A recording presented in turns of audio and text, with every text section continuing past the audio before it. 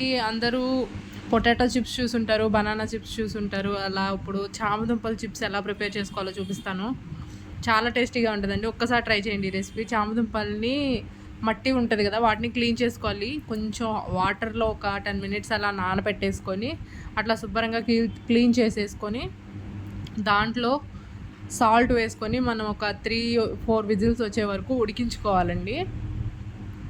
చాలా టేస్టీగా ఉంటుందండి. ఎలా చేసుకోవాలో ఇప్పుడు మీకు నేను చాలా సింపుల్గా చెప్తాను. అవి బాగా క్లీన్ చేసుకున్నాక సాల్ట్ కానీ కళ్ళుప్పు కానీ ఏదైనా వేసుకొని ఒక 4 విజిల్స్ ఉడికించుకొని పక్కకు పెట్టుకోవాలండి. నేను ఉడికించుకున్న తర్వాత చల్లారాక విజిల్ తీసేసి కాసేపు పక్కకు పెట్టేశాను.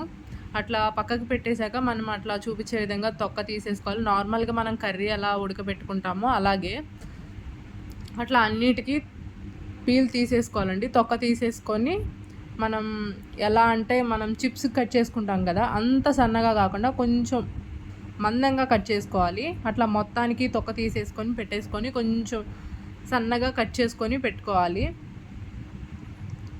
చాలా టేస్టీగా ఉంటుందండి. మనం ఇది తింటే ఇది చామదుంప చిప్సేనా అన్నట్టు ఉంటుంది. కానీ అట్లా అని చెప్పి బంగాళదుంప చిప్స్ లాగా ఉంటాయా అంటే అట్లా కూడా ఉండదు. కానీ టేస్ట్ వెరైటీగా ఉంటుంది, చాలా టేస్టీగా ఉంటుందండి. నేను ఇది సెకండ్ టైం ట్రై చేశాను, చాలా టేస్టీగా వచ్చింది. మీరు కూడా ఒకసారి ఎవరన్నా ఛానల్ ఇలా ట్రై చేయలేదు అంటే ఇది ఒక్కసారి ట్రై చేయండి. అట్లా చూసారు కదా, సన్నగా కట్ చేసుకోవాలి. కొంచెం జిగురుగా ఉంటాయి కాబట్టి కట్ చేసుకోవడానికి కొంచెం టైం పడుతుంది. అలా కట్ చేసుకున్న తర్వాత ఆయిల్ పెట్టుకొని ఆయిల్ కొంచెం ఎక్కువే వేసుకోండి. తర్వాత మనం ఆయిల్ని అంత ఆయిల్లో ఏమి ఉంచేసేయము. అట్లా ఆయిల్లో ఫ్రై చేసుకోవాలండి. ఒక్కొక్కటిగా వేసేసుకోవాలి. కొంచెం జిగురుగా ఉంటాయి కానీ అట్లా ఫ్రై అయిపోయాక అసలు అది చామదుంపేనా అన్నట్లా ఉంటాయి. ఒక్కసారి రెసిపీ ఎవరైనా కొత్తగా ట్రై చేయని వాళ్ళు ఉంటే ట్రై చేయండి. నాకైతే చామదుంప కర్రీ అంటే అస్సలు ఇంట్రెస్ట్ అనిపించదు, వండను కూడా. ఇట్లా అయితే చాలా ఇంట్రెస్ట్. చాలా టేస్టీగా కూడా ఉంటాయండి. పప్పులోకైనా సాంబార్లోకి చాలా బాగుంటాయి. ఇది ఒక్కసారి ట్రై చేయండి. చూసారు కదా, అట్లా వేసేసుకోవాలి. అట్లా మొత్తం వేసేసుకున్న మనకి ఫ్రై అయ్యేటప్పటికి అట్లా విడిలిపోతాయండి. అట్లా స్లో ఫ్లేమ్లో ఒక 15 మినిట్స్ అట్లా ఫ్రై చేసుకొని అట్లా మిక్స్ చేసుకుంటూ ఉండాలి. చూసారా, కలర్ చేంజ్ అయిపోయినాయి. కొంచెం రెడ్డిష్ కలర్లోకి వచ్చేసాక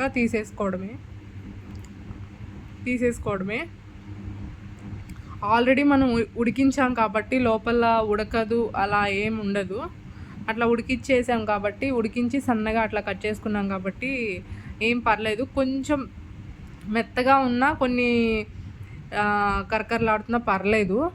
కాకపోతే మనకి స్నాక్ ఐటమ్ అయినా ఈవినింగ్ టైం స్నాక్ ఐటమ్ కింద కూడా చాలా టేస్టీగా ఉంటుందండి. ఉట్టిగా తినేసేయచ్చు అసలు.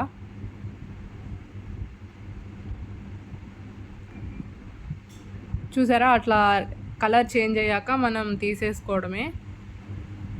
చూసారా, అట్లా లోపల సాఫ్ట్గా పైనేమో లేయర్ క్రిస్పీగా చాలా టేస్టీగా ఉంటుందండి. నేను ఫస్ట్లో చూసి ట్రై చేద్దామని చెప్పి ట్రై చేశాను. సెకండ్ టైం కూడా అట్లాగే ఇంకా బాగా వచ్చింది. అందుకని చెప్పి మీతో షేర్ చేసుకుందామని చెప్పి వీడియో తీశాను. ఇట్లా ఒక్కసారి ట్రై చేయండి. నేను అట్లా అన్నీ ఫ్రై అయిపోయాక 2 చిల్లీ సన్నగా కట్ చేసుకొని కరివేపాకు కూడా వేసేసుకొని పైన వేసేసుకున్నాను. చిల్లీకి కూడా సాల్ట్ అవి పడతాయి కాబట్టి చాలా టేస్టీగా ఉంది. ఇప్పుడు మనం ఫ్రై చేసుకున్న వాటిలోనే సాల్ట్, పసుపు ఎక్కువ వేయట్లేదండి, లైట్గా చిటికెడు పసుపు వేసాను, కొంచెం కారం వేసాను. అది మొత్తం మిక్స్ అయ్యేలాగా మనం మిక్స్ చేసుకోవాలి. ఒక మూత పెట్టుకొని బాగా మిక్స్ చేసుకుంటే సరిపోతుంది. అట్లా మిక్స్ చేసేసుకున్న తర్వాత మనం తినేయడమే, అంతే.